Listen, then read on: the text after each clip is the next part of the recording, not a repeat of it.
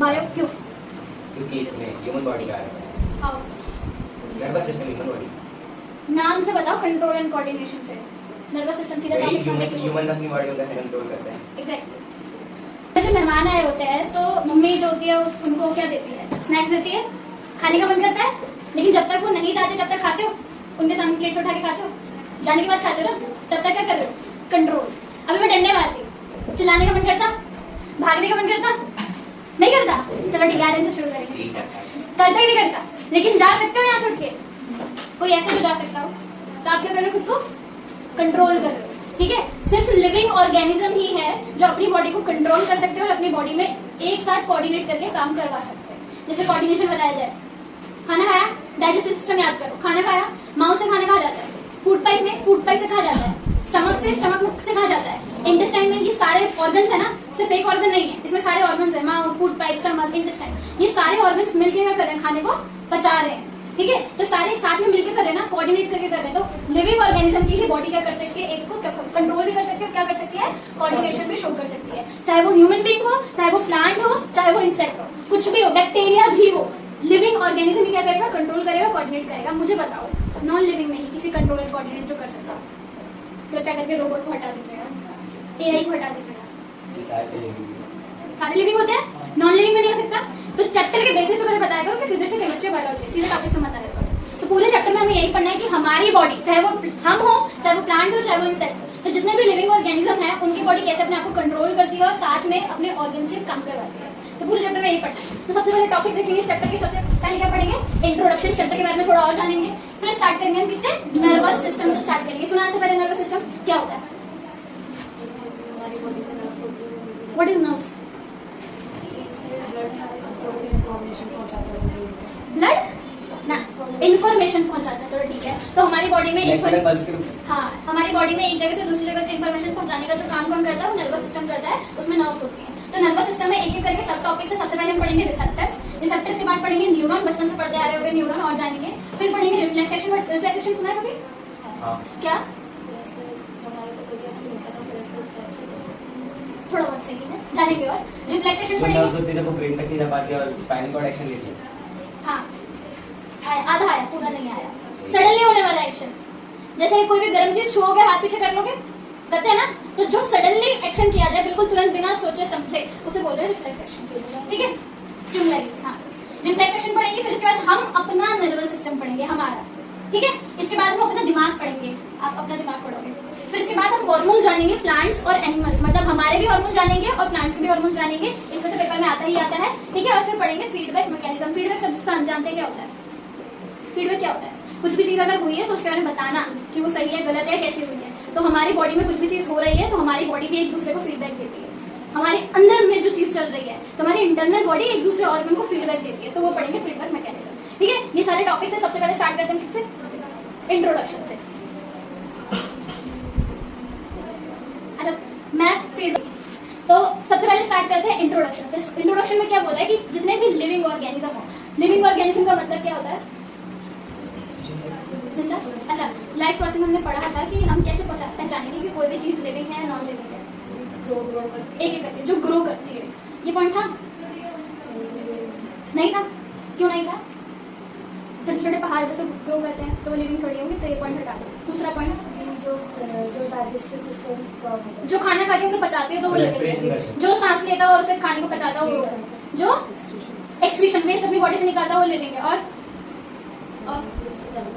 क्या? डेवलप वाला पे नहीं आएगा इसमें। मेन पॉइंट में आया जिसकी बॉडी किससे मिलकर बनी हो?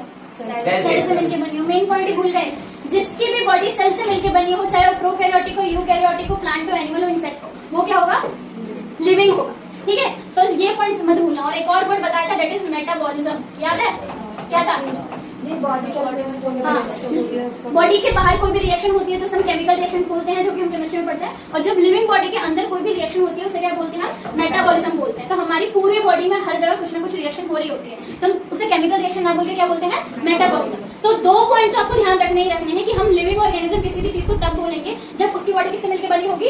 सेल से। और या फिर उसकी बॉडी के अंदर क्या हो रहा होगा? मेटाबॉलिज्म, माने कोई केमिकल रिएक्शन अंदर हो रही होगी। जैसे कि एग्जांपल, हम जब खाना पचाते हैं तो वो भी केमिकल रिएक्शन है, जो हम सांस लेते हैं वो भी केमिकल रिएक्शन है, वेस्ट जब निकालते हैं वो भी केमिकल रिएक्शन है। ठीक है, अच्छा इसके बाद तो जितने भी लिविंग ऑर्गेनिज्म है वो अपने एनवायरमेंट को कुछ ना कुछ रिस्पॉन्स शो करते हैं। अब एनवायरमेंट मतलब क्या होता है? आवर एनवायरमेंट में पढ़ा था, आसपास की चीजें। जैसे अभी एनवायरमेंट क्या है? बोर्ड है, क्लास है, मैं पढ़ा रही हूँ, तो यह भी एनवायरमेंट है। घर जाके अलग हो जाएगा, गार्डन में अलग हो जाएगा, स्कूल में अलग हो जाएगा। तो अभी करंट में जो भी आपके आसपास की चीजें उसे क्या बोलते हैं? एनवायरमेंट। तो जो भी लिविंग ऑर्गेनिज्म है जब वो अपने एनवायरमेंट के अकॉर्डिंग उसको रिस्पॉन्स करता है, उसके लिए रिएक्ट करता है। ठीक है, तो पहले बताओ सब करते हैं। अभी आपका रिस्पॉन्स क्या होगा?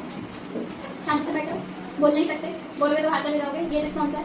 जब ठंडी आती है तो क्या पहनते हो? गर्म कपड़े पहनते हो, वो रिस्पॉन्स है। जब गर्मी आती है तो अलग टाइप के कपड़े पहनते हो। ठीक है, तो अच्छा क्या कहते हैं, पीछे अगर कुत्ता पड़ जाए तो भागते हो, वो रिस्पॉन्स है। तो जितने भी लिविंग ऑर्गेनिज्म, अच्छा छुई का प्लांट सब जानते हैं, टच मी नॉट बोलते हैं। ठीक है, और उसको जब छूते हैं तो उसकी लीव्स उड़ जाती है, तो हम तो रिस्पॉन्स शो करते हैं, साथ में प्लांट भी रिस्पॉन्स शो करते हैं। ठीक, अच्छा इसके बाद कीड़े भी रिस्पॉन्स शो करते हैं। किसी कीड़े के पीछे पड़ जाओ तुरंत उड़ जाएगा या कुछ हो जाएगा। ठीक है, तो जितने भी लिविंग ऑर्गेनिज्म है वो एनवायरमेंट को क्या करते हैं? रिस्पॉन्ड करते हैं या फिर कुछ ना कुछ रिएक्ट करते हैं, ये हम जानते हैं। ठीक है, अब जिस चीज के लिए रिस्पॉन्ड या रिएक्ट करते हैं उसे क्या बोलते हैं? हम स्टिमुलाई। क्या बोलते हैं? स्टिमुलाई। जैसे कि मैंने बताया कि गर्मी हो जाए तो रिस्पॉन्स शो करेंगे, ठीक है, ठंडी हो जाए तो रिस्पॉन्स शो करेंगे। जैसे अभी का रिस्पॉन्स क्या आ रहा होगा? साउंड। अभी आप सुन रहे हो तो ये आपसे रिस्पॉन्स क्या शो कर रहा हो? शांति से बैठे हुए।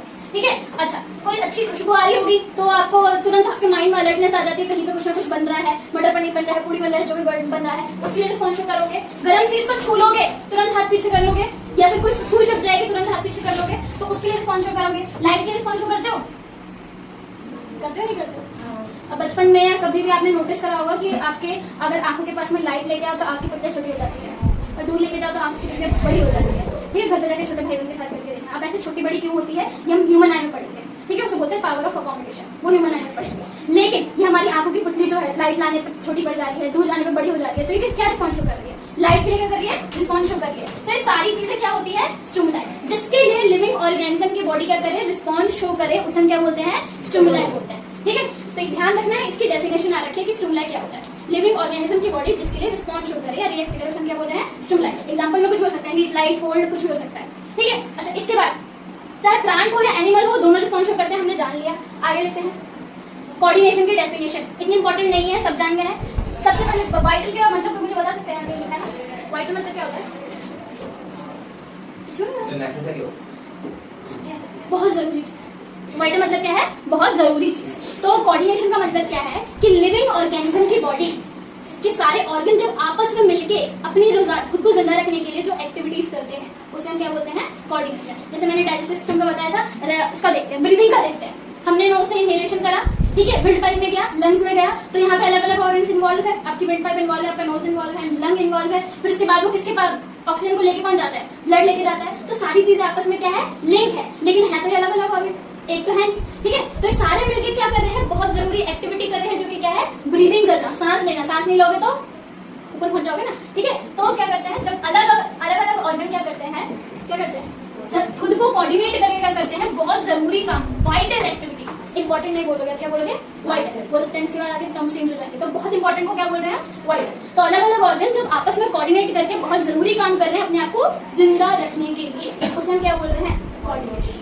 क्या बोल रहे हैं? कोऑर्डिनेशन। एक्सक्रीशन वाला देखो, एक्सक्रीशन में किडनी वाला देखो, किडनी में क्या हुआ था? आपकी ब्लड वेसल्स ब्लड लेके आई थी, ब्लड। ठीक है, किडनी ने क्या करा? उसे प्योर करा था, यूरेटर से नीचे गया, यूरिनरी ब्लड में स्टोर हुआ, फिर यूरेटर से पास हो गया। तो अलग अलग ऑर्गन्स इन्वॉल्व है, और एक जरूरी एक्टिविटी हुई जो कि क्या था? एक्सक्रीशन। ठीक, तो क्या हुआ था? अलग अलग ऑर्गन्स मिलकर बहुत जरूरी काम कर रहे हैं, उसको हम क्या बोल रहे हैं? कोऑर्डिनेशन। अब अगर हम बात करें एनिमल्स, माने की हाँ हम क्या एनिमल है? कोई बोल रहा है हम एनिमल नहीं है? कोई बोल रहा है? हम एनिमल्स में आते हैं। ठीक है, तो एनिमल्स में जो कंट्रोल एंड कोऑर्डिनेशन के लिए दो सिस्टम है, एक है नर्वस सिस्टम और एक है एंडोक्राइन सिस्टम। सिर्फ एनिमल्स में, प्लांट में सिर्फ और सिर्फ कौन सा सिस्टम है?